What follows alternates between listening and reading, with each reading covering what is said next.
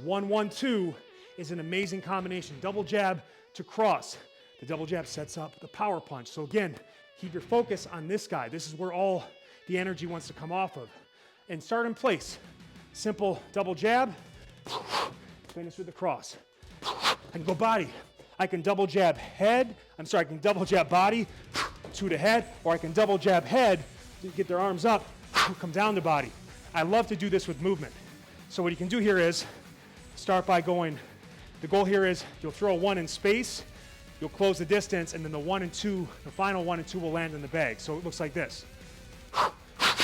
And then I can even 1-1-2 back if you really want to increase the challenge.